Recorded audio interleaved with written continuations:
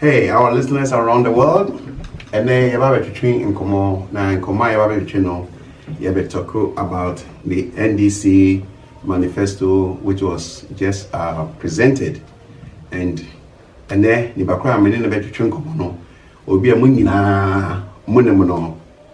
And without wasting my time, no, let's switch back to my guest for today, Honorable Abdul Latif. Latif. Yeah, also yeah. What is saying? Yeah, I don't know. But very quick, NDC almost presented or manifesto. I think say it was so condensed, and some of them know for the sake of COVID-19, you cry, your face mask, I say distance, away and table, I say. NDC manifesto, no, like it was fully loaded, or maybe I'll say it's reloaded. And maybe say one chairman wondering because there are so many things that are more about. So they talk about free primary health care, they talk about 1 million jobs within 4 years, which means every year they will create 250,000 jobs. Or more best critical import duties on service cars, you see, and Pambano, or Mama Chance, legalize and regulate Okada for safety and job creation. I know agree, but what is your take on the Okada? Do you think they're a good idea, say, legalizing Okada? No, I be creative jobs and why do you think?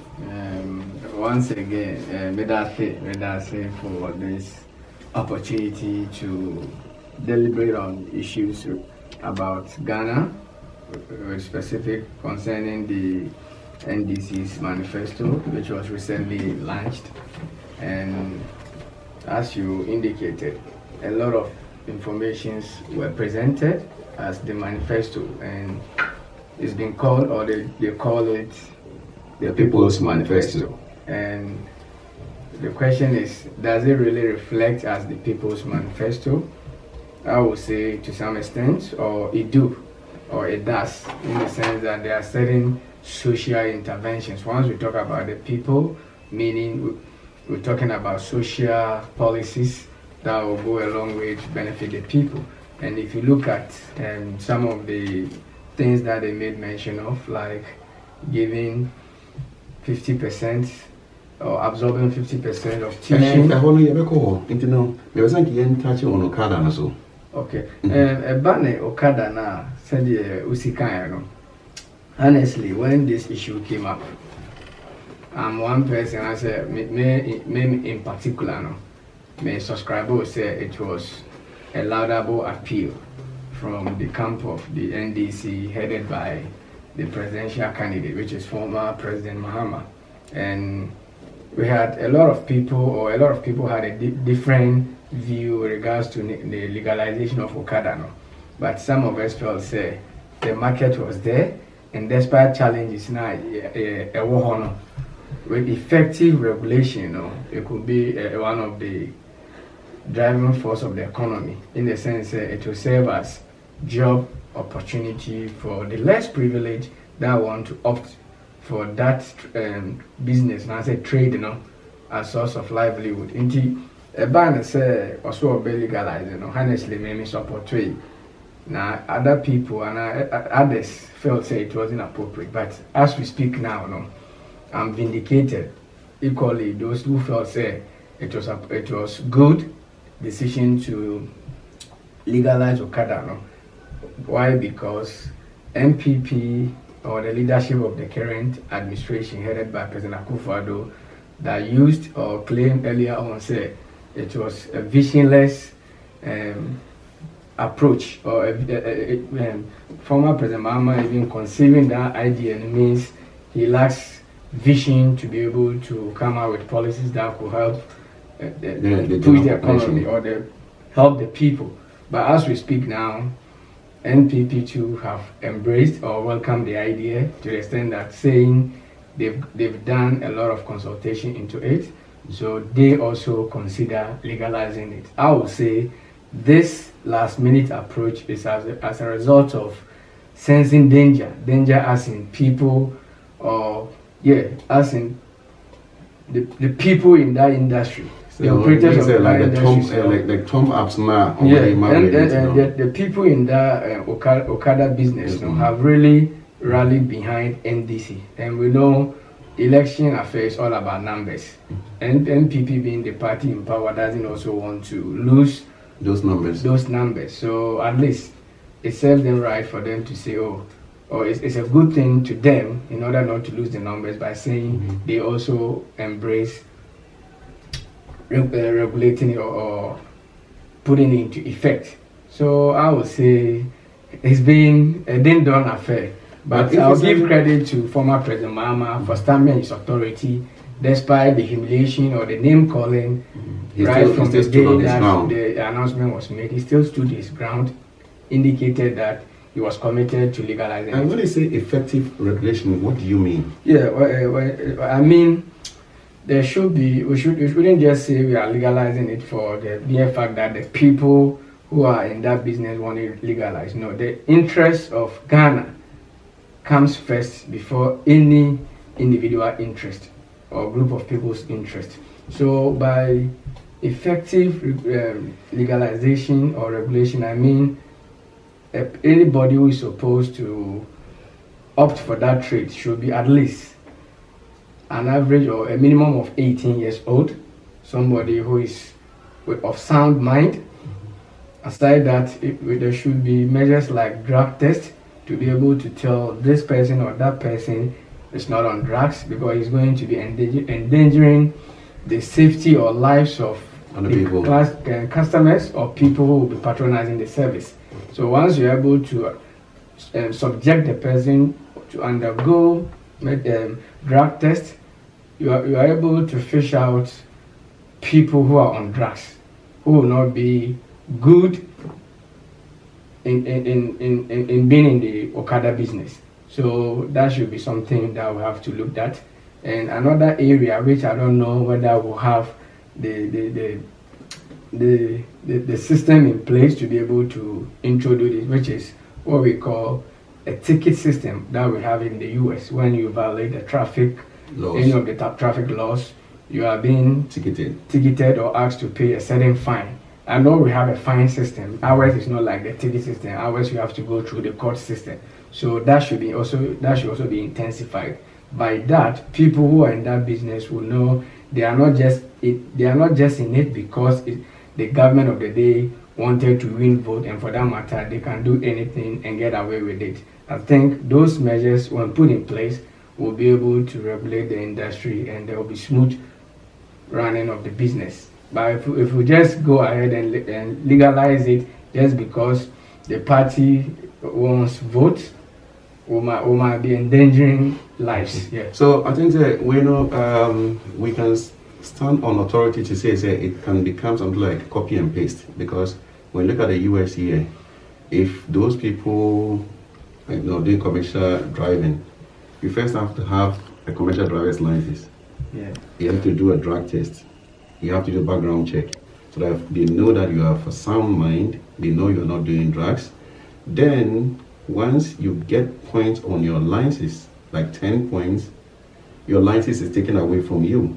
Yeah. So I think if I really heard you right, not just say there should be something like a round table which will comprise all the CSOs, all the stakeholders, all the political parties, so that they will sit and come up with a comprehensive plan. Yeah. So that, say, we put those things in place. Now, it will be very difficult for you to see an Okada rider crossing a red light because the person knows the consequences. Yeah. Quoting from what you were saying, know the consequences. Yeah.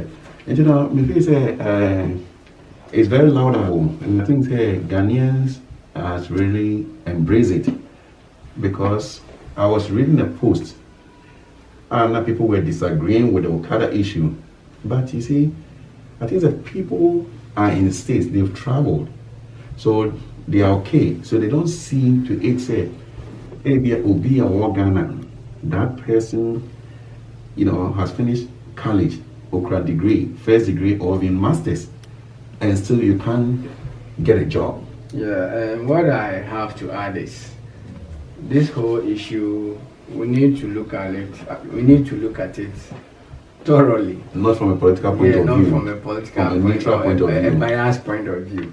The first question in this issue is, we need to ask ourselves, is there the market for Okada?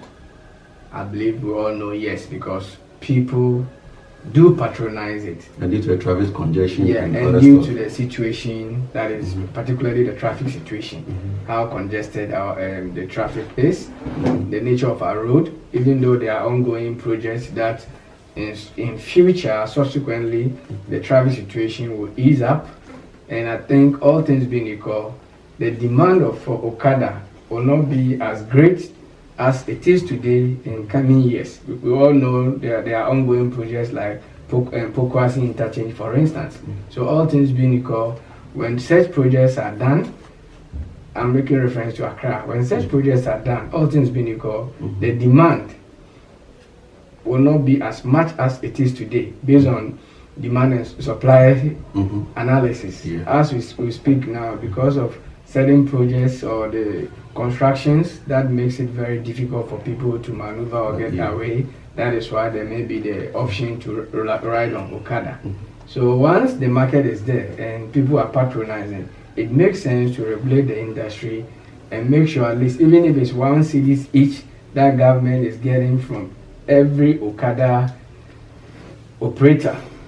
It goes to add up into the revenue generated in the country. We have so much to discuss today. So let me quickly move on to my next question, which is the NDC in their manifesto were also talking about the big push of 10 billion.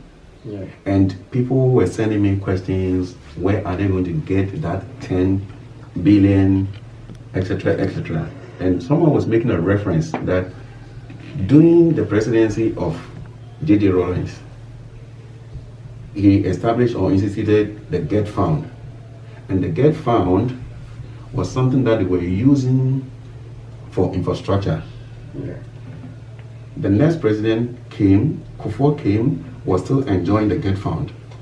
The late Atamils, may his soul rest in peace, not also enjoyed the Get Fund.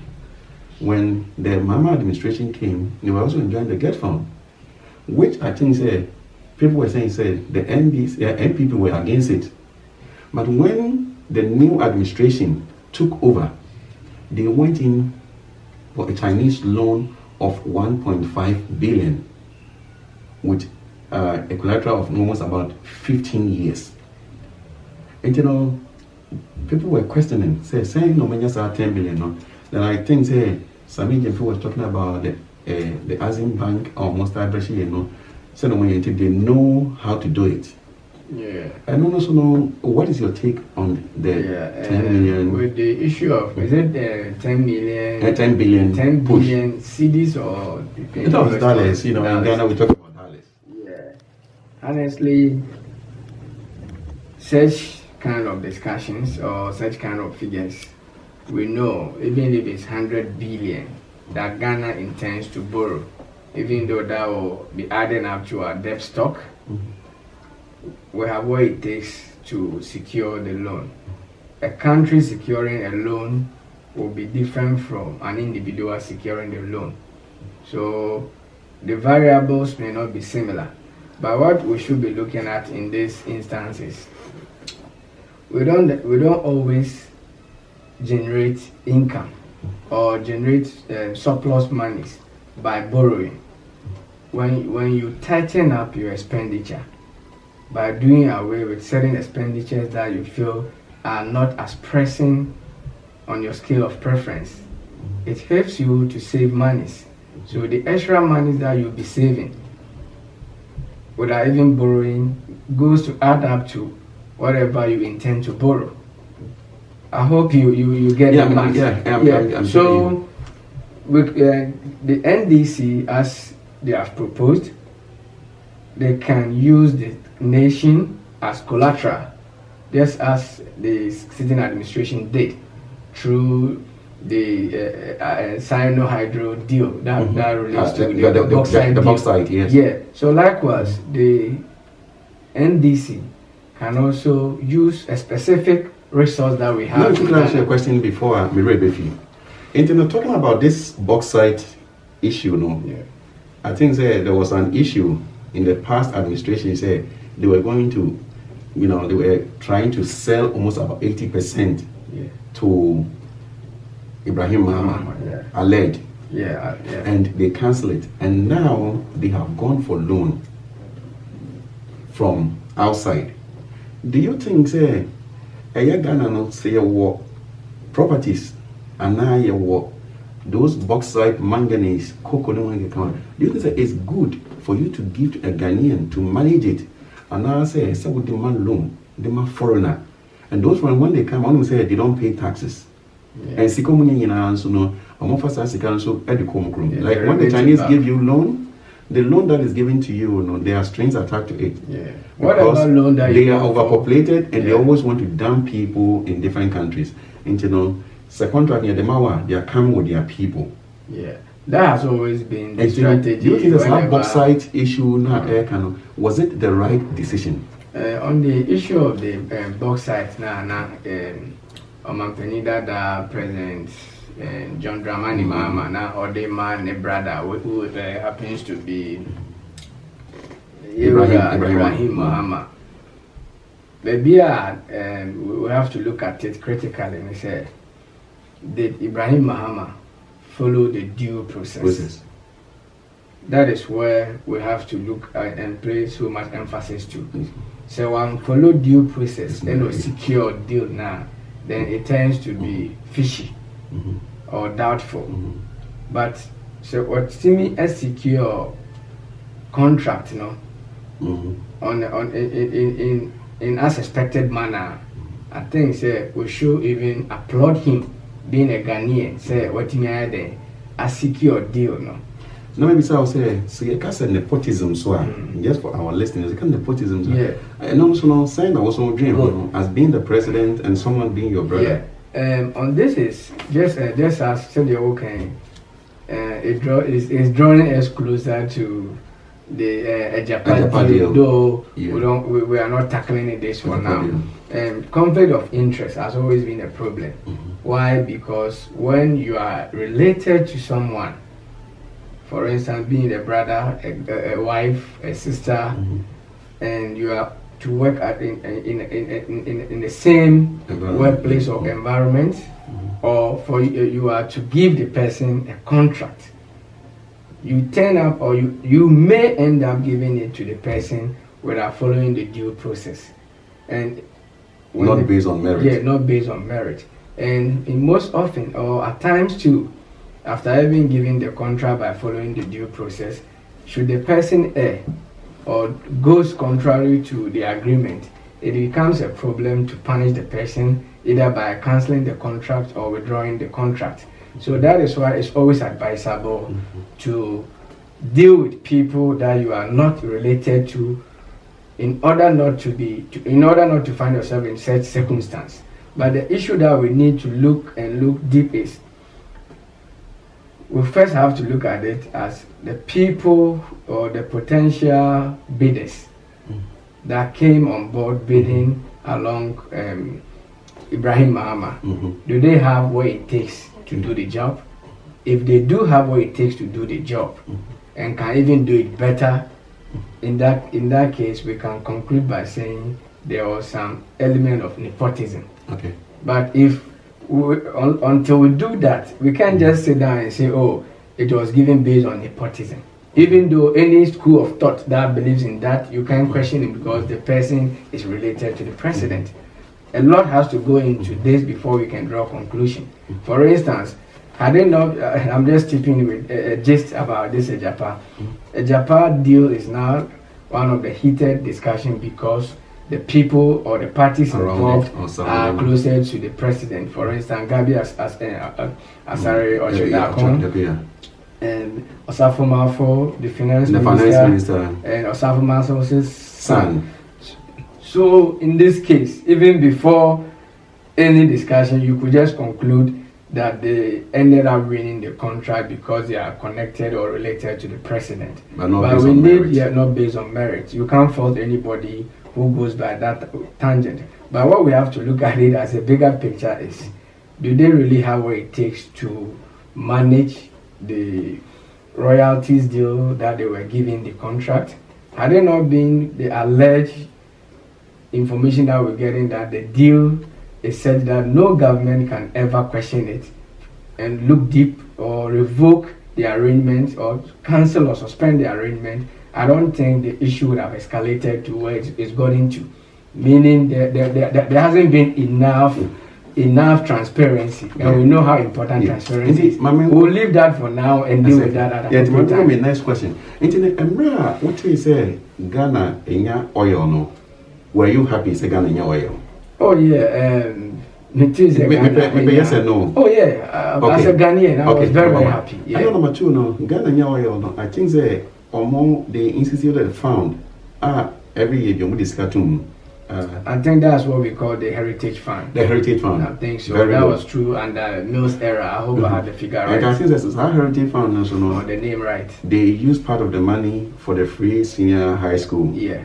Right? And now, get fund no so I signed the Koji Sikano. Yeah.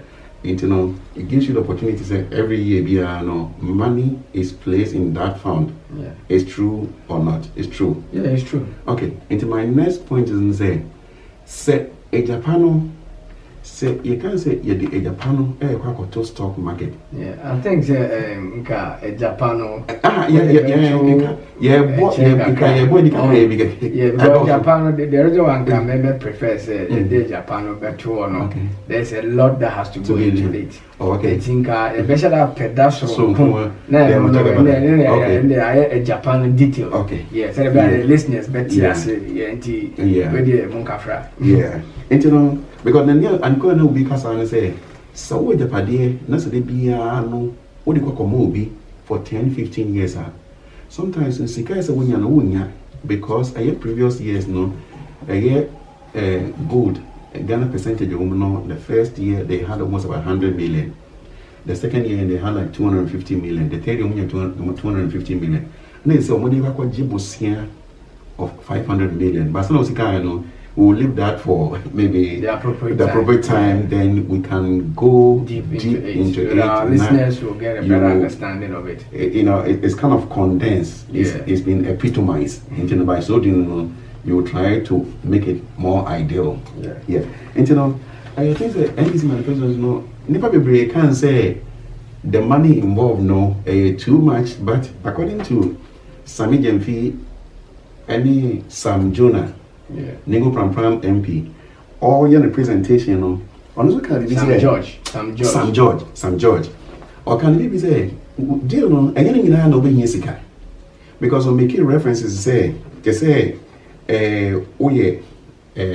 small and medium like enterprises small businesses say also to me create a juma now funny part 20. Air corner, you are not going to pay taxes. Yeah, it's under the tax breaks. For 2 years. And by so doing, Sankophone, they can create new jobs. And a National, every time a good footing or good foundation.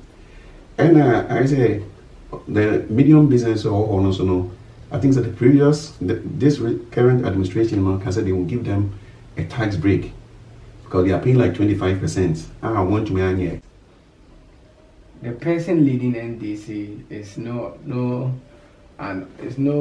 ordinary person than former President Mahama, who was one time the president.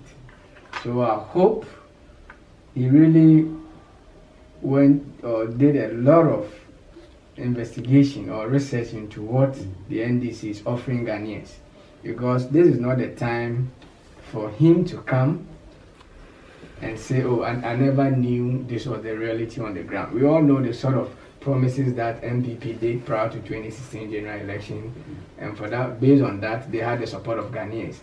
President Mahama or NDC's flag bearer, John Dramani Mahama, if he's listening to us, this time is a serious business hour. This is not the time for you to tell Ghanaians that because I've never been there before. And I'm quoting him. Prior to 2016 election, when people were calling for him to act, especially to manage Dumso and etc., his response was that most of those people have not been able or have never experienced what it takes to be president. And for that matter, even if you take any suggestion, he would rather take it from former President J.J. Rawlings or former President Kufuor. So his own words against him, if he happens to win upcoming general election, he wouldn't have the chance to tell us that because he had never been there, he was just promising. So in as much as they are promising, or their promises, Ghanaians, particularly me sitting here, will hold them accountable if they fail to fulfill their promises. And to deliver, because he has never been there. So based on the experience that he's had, he should be the last person to tell us he didn't know this was the situation. And on the issue of their plan to absorb 50% of the tuition, I think it's a good step in the right direction. It's a very laudable idea. Very laudable idea.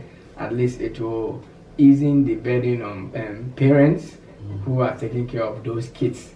And we even know some kids or some tertiary students are not just kids, they are also grown-up people who have families. So this will go a long way to help them to have extra monies in their pocket to be able to take care of their family. So it's a laudable idea, and I do commend them for conceiving that idea. Yeah. Oh, okay. Now, I think the NDC manifesto, most like I say, they will cancel the double track system. Yeah. And they cancel the double track system, no, I think they made mention, say they will incorporate the private schools into the government schools. Remember, say free senior high school, you know, it's been there. You remember back in the days, Saito? Yeah. Saito, I think they will share, you share. That's junior high schools. Yeah, junior high school. That I didn't. Back this, no. But when say no, that's more. What can I say? They will incorporate it because, I say, private schools, no, they have the buildings, they have the qualified teachers, but because of the free senior high school, no, I must say, no, they become somewhat incapable. They cannot afford to pay their teachers. And now, what you say, the free senior high school, no, it was a very laudable idea. I think that we all do embrace it because family members back at home, no, they are really enjoying it, but they weren't fully prepared because next thing here, what you say, once I say one incorporate Ubia man back school, no, next thing school dinos, no, the e-blocks, no, I think it may build them more so that you schools under tree. Yeah. On this very issue, what I think they said, NDC plans to incorporate or capture private senior high schools into the free SHS scheme.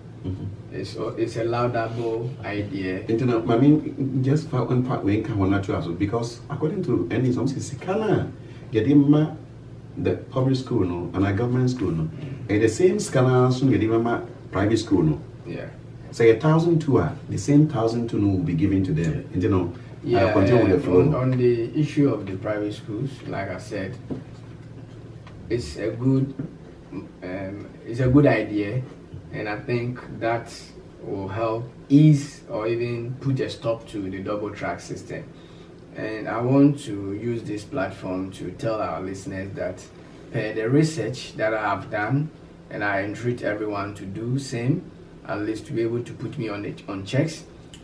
As we speak now, we have 872 senior high schools in the country, of which 66% are public schools.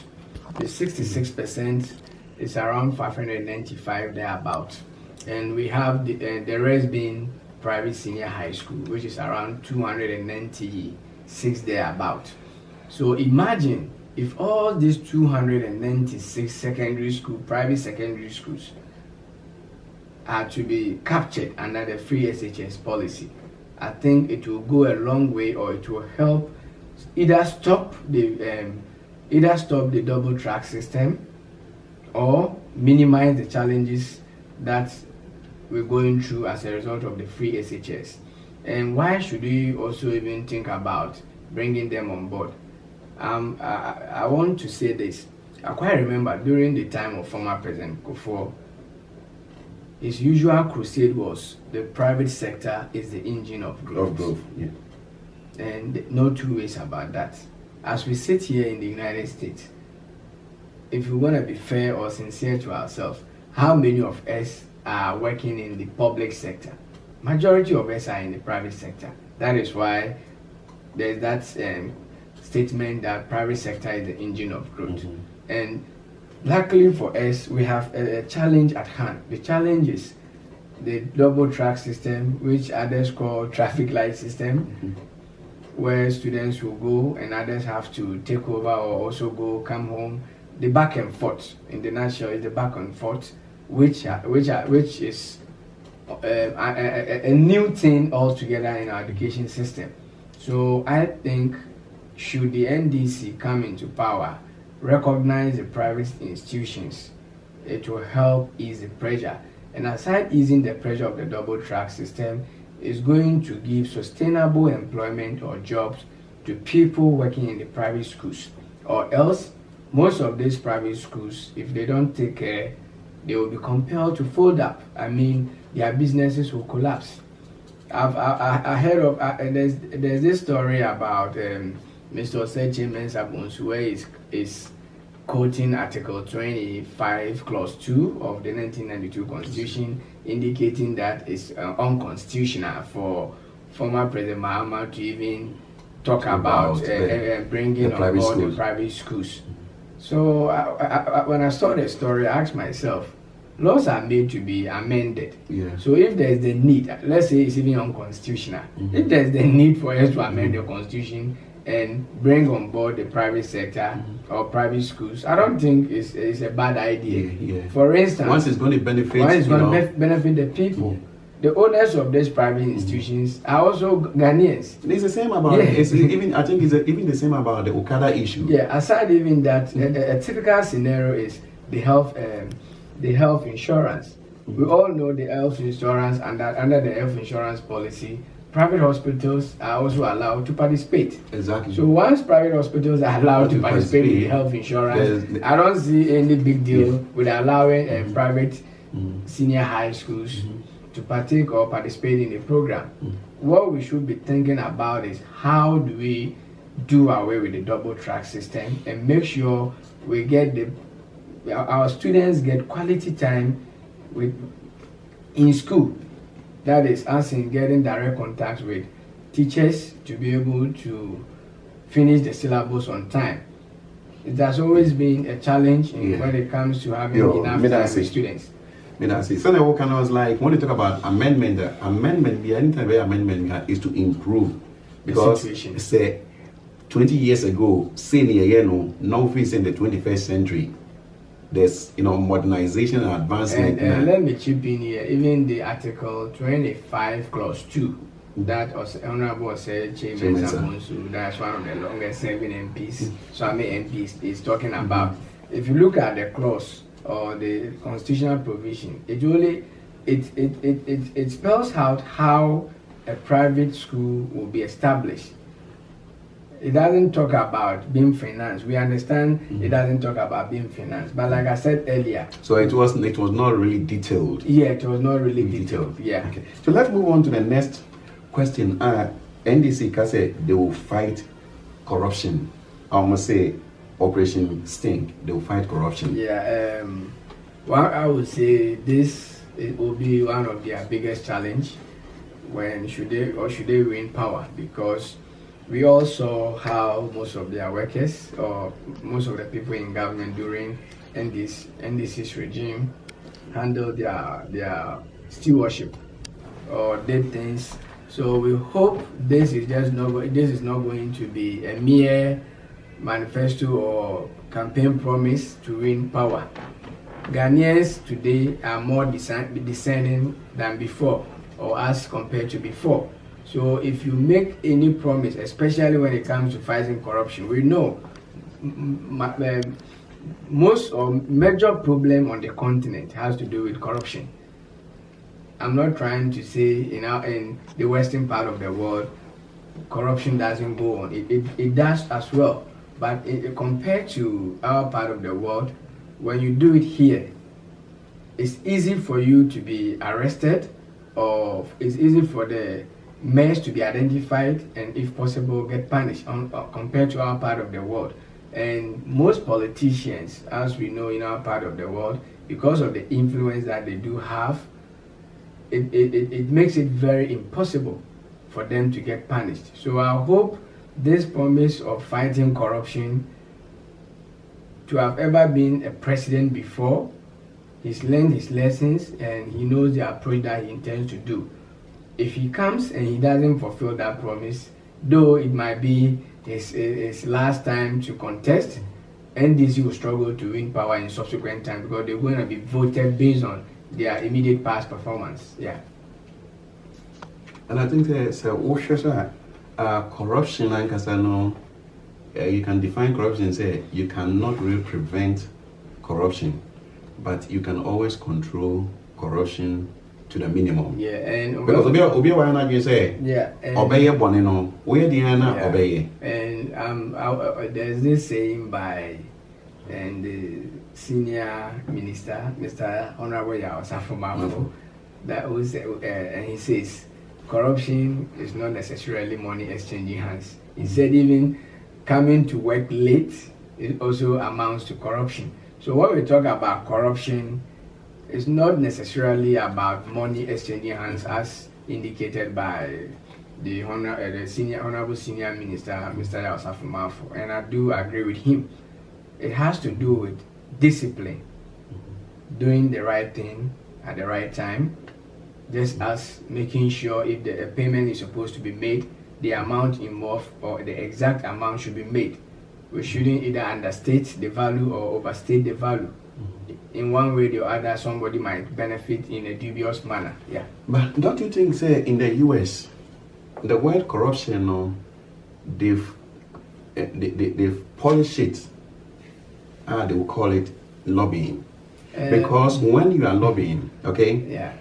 Because when you read deep into it, or the research that I did, you can never see the difference between corruption and lobbying, because somebody will give you money like 1 million and you cannot take that 1 million, because in the US here, I think those congressmen, when I talk about Congress in the US, it comprises the House of Representatives and the Senate. They combine for the sake of the person can say obi a lobby, you register the company, you register, and once you register, the money that will be given to you, you have to pay taxes, and you have to show it. You can't hide it.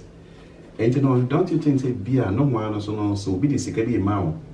Say bia okay, obi be pay juma and as obi the security bro say just ask when na can be mami wadi when me say me me say talking about even Okada and stakeholders in your for okay, they will prefer say they say in the US here your more yellow caps, those medallion. Back in the days, 1 medallion was almost $1 million, but now it has diminished drastically because of the competition about system. Until they will give you money. Until if you say, "Sunny canon, officers or more, your chromosomes may be to say, which may lobby for BB lobbying that." Don't you think that can ever bring it corruption down to the minimum? Well, no, I would say the idea of lobbying and people involved called lobbyists, it's something that is already happening. Most of them back at home. It's something but there's no name for it, and they don't pay taxes on those monies that they get. No, they do. You know why I say they do? Most of the party supporters at district, regional level, and nationwide level doubles up as contractors. So they do finance the party, especially when it's in opposition, and the payback is giving them contracts, for instance, road contracts. So because our attention hasn't been drawn to it, we tend not to even know it's happening. It's happening. It's part of politics. It's part of party politics. So we have people who finance the parties, so that when the party comes in power, they also get some contracts by lobbying, and they become lobbying. So through even financing the political party, that's the process that we call lobbying. Okay. So they lobby. I think the next time we can go deep into it. Yeah. And we know NDC it can be say free TV ET. So when you talk about TVET now, it's technical vocational educational training. Yeah. And only one. And there's also a story about giving one laptop to every student at tertiary level. On a more serious note, I think our leaders, both leaders of NDC and MPP, I think the politics of free is now becoming unbecoming. Yeah, it's becoming unbecoming. I know very soon any of these political parties will start promising a wife and even a part payment of the bride price. Yeah, it's funny. I don't know how our minds have been conditioned that everything should be free. No. Yeah. You have to work for it. How do you intend to pay those things that we are getting them for free? Imagine a government goes for loan just to supply something for free to you. How would the government pay it? Be able to, yeah. Exactly.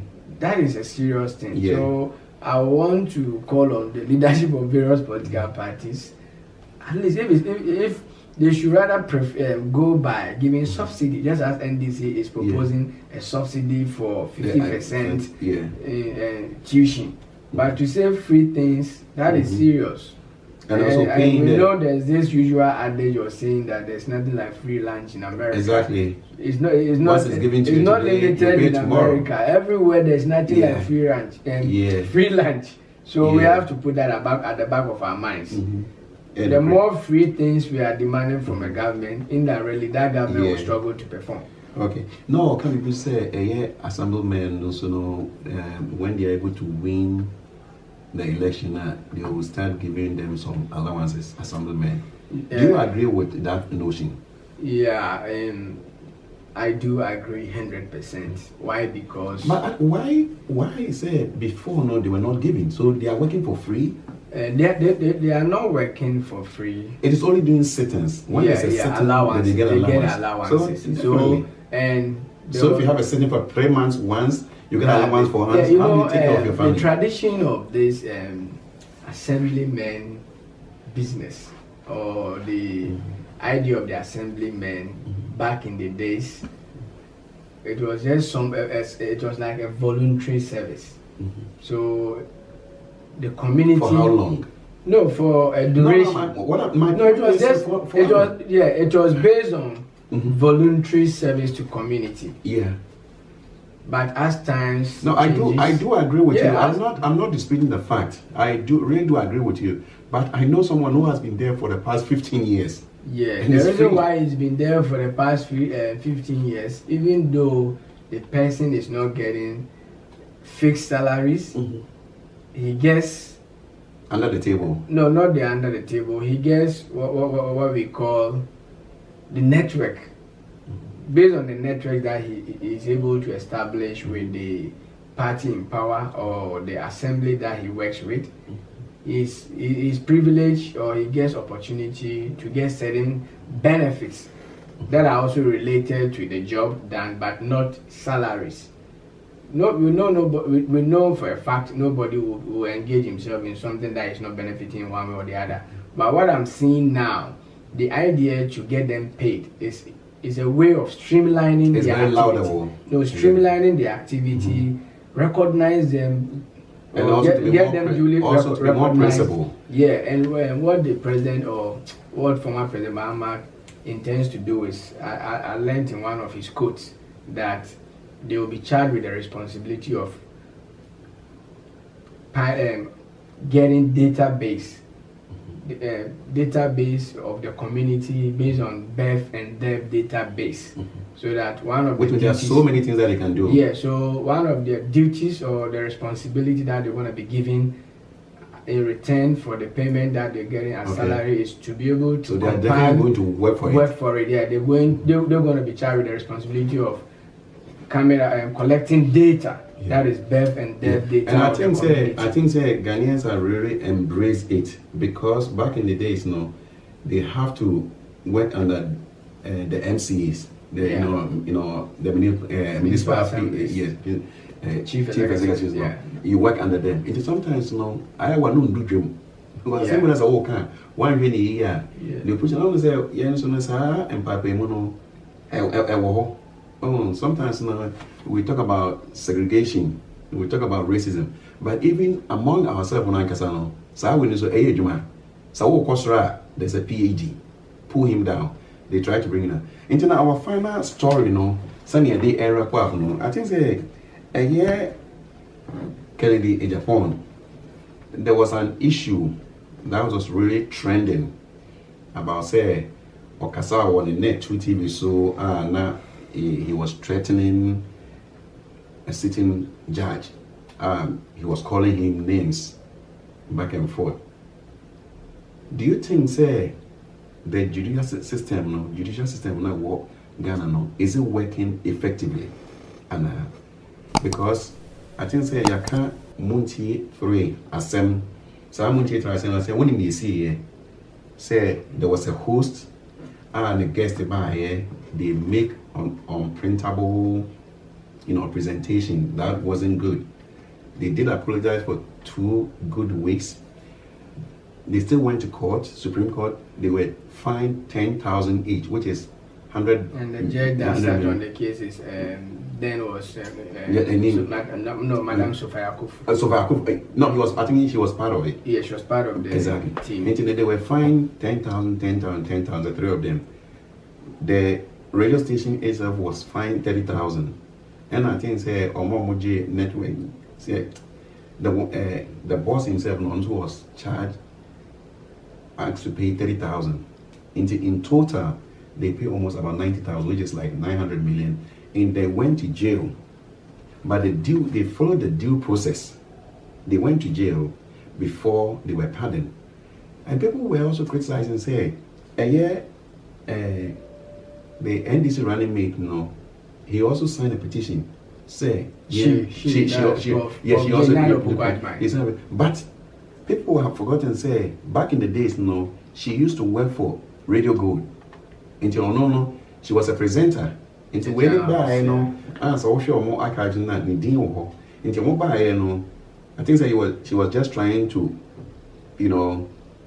say or then support every map way, what is your take on a broad picture? What is your take? Do you think say they will seek a sign and okay? Then people are also on Facebook.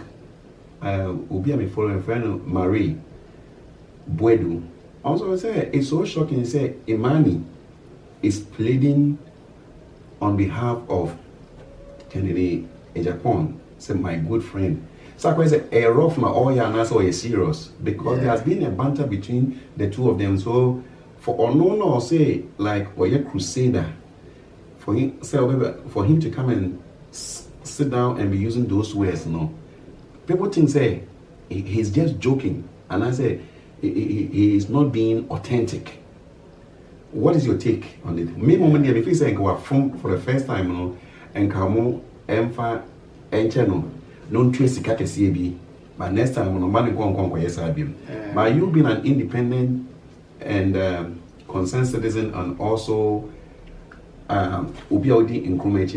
what is your detailed take on this? Thank you.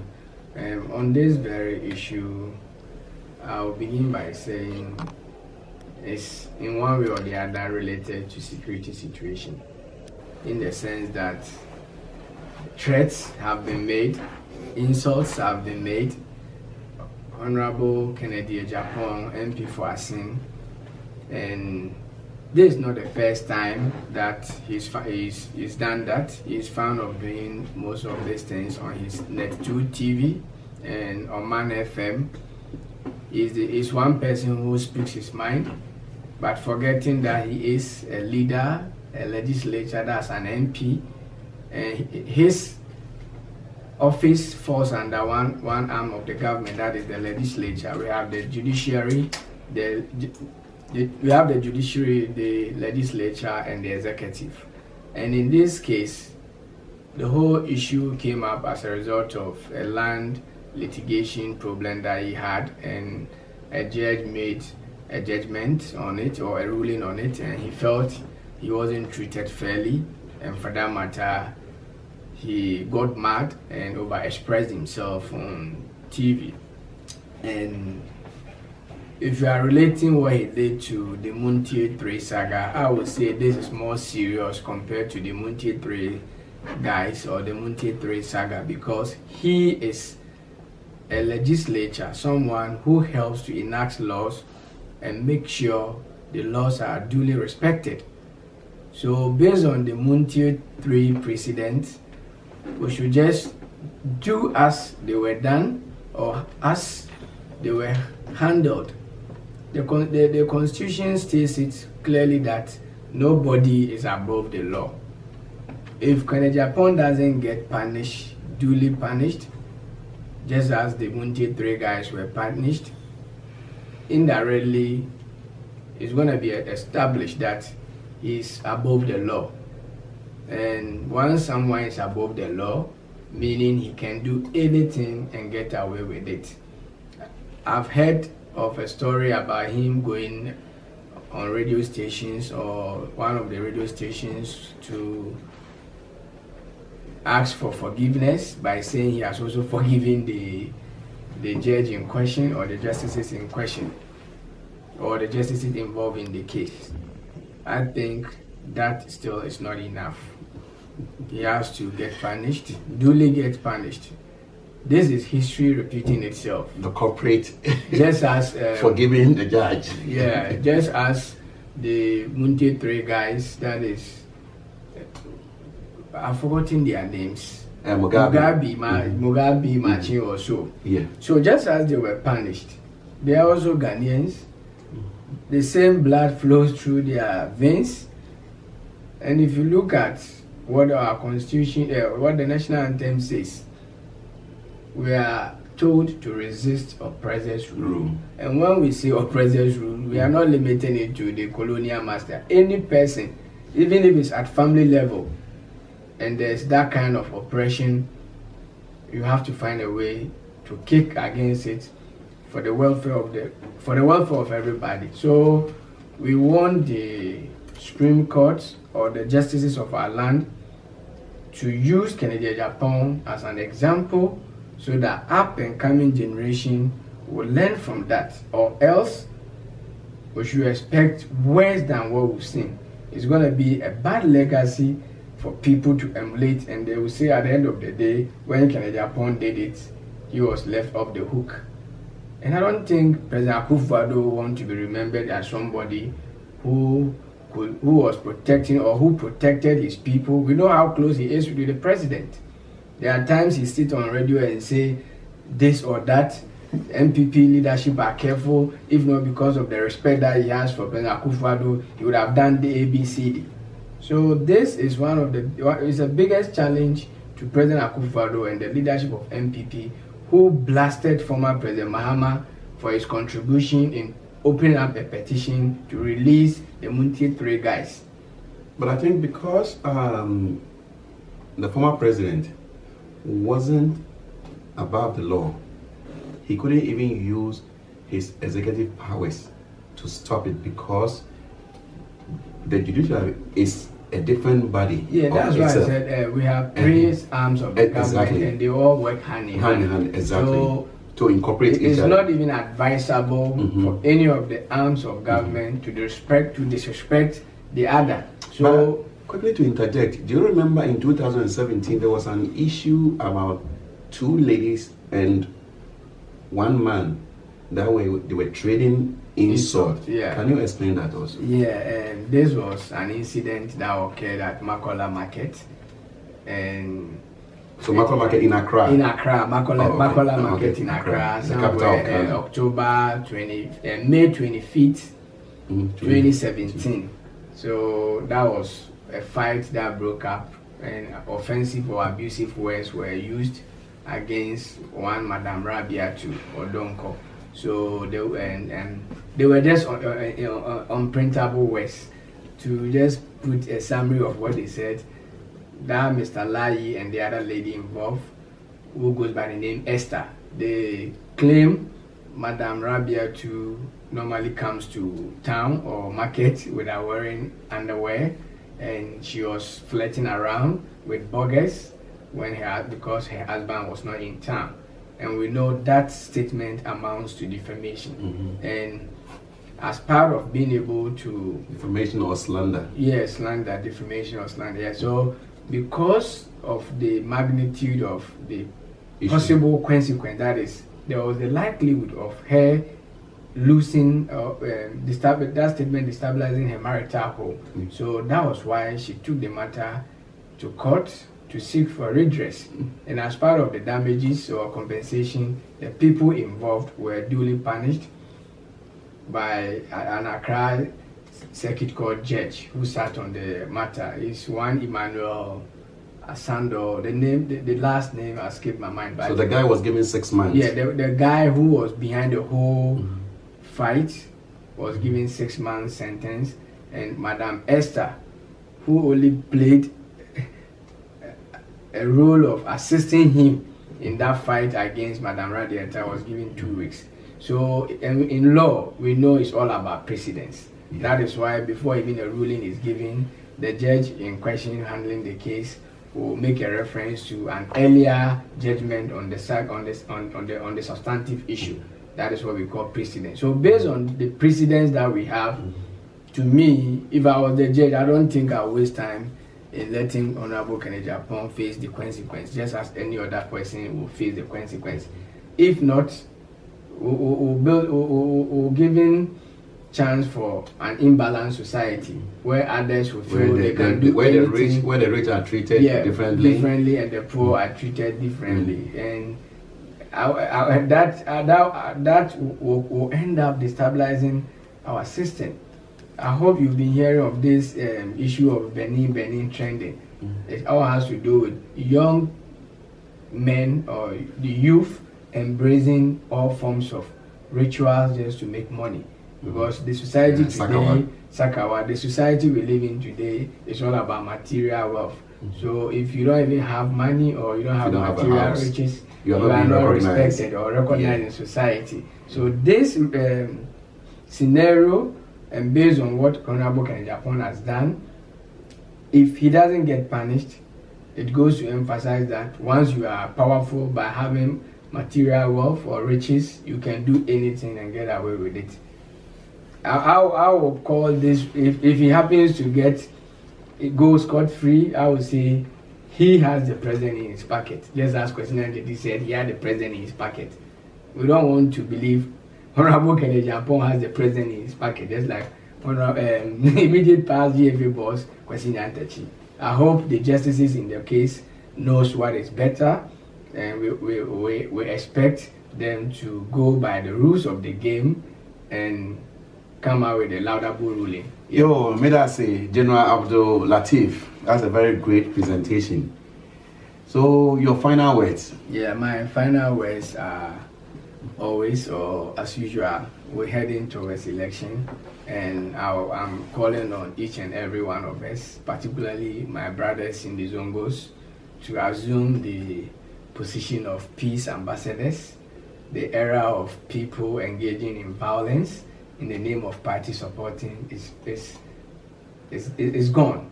We're in the 21st century, and Zongo, as we speak, is of age. We shouldn't allow ourselves to be seen as violence zones where politicians will find their way, exploit us just to cause chaos because of party affiliation or support that we have. And I'm also wishing both political parties the best of luck. If NDC wins, fair enough. If MPP wins, fair enough. For us, what matters is the welfare of Ghana. Whoever wins, we are prepared to support him and make sure the governance goes as expected. We just want the best for the citizens of Ghana, irrespective of the party that comes to power. What matters is the welfare of Ghana. Yeah. Thank you. Yo, General Abdul Latif Bakupe na yetsene kase wa church nyama bebre mu oye NDC manifesto obe nanyina or connect with MPP, because say obijna football field the first 11 was selected one so honorable baller on the nyan wasam come on your beauty bench bibi multi bench or reserve prayer into mojina park no dun ono no waka no asam kese onam de nti ama nkomo ye din odi bibi na akotwe bi na ja abehye ne di bi so akọ me ya ende ye kire ya adwen wo oman Ghana do oman Ghana obotum akọ na enyim na wetum pon na kakra ye kan de all the youth in they should always connect culture and modernization. Yeah, embrace them a being in culture and modernization.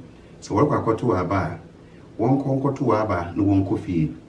Ghana obi and offer Ghana this war and we be sing there.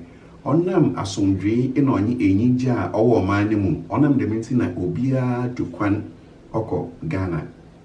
Oye year of return, 200,000 people went to Ghana because there's freedom, because there's peace, because you can walk around, you can walk about. When you jam into a prayer, into me, I can you fin more beyond that one there. Be a me musika, konoko kuntokwa, they be, and what can I kuntokwan, we was a funginan, whilst you go Gabriel, walk to school, or your law, or your medicine. No work when you no abo pay. No what the phone card actually when send the kwakuntokwa man kuntokwa you go to jail. Once you go to jail I say we future I say we future nya wan koten I say we busuafo nyina so we future nti me ka che youth ni there won go school won sua de won sua trade no we dem nyina na mo obedin mo so benya no wedi mo nkedi politician bia wechi politicians be wo a wodwin wo yefunu wondwen wo ho. The politicians don't think about you, they just think about your stomach. So don't even kenye nyekwenye hujuba nyekasir ni nyungo bafife. This brings us to the end of our show. We're just keeping it for rare. See you next week.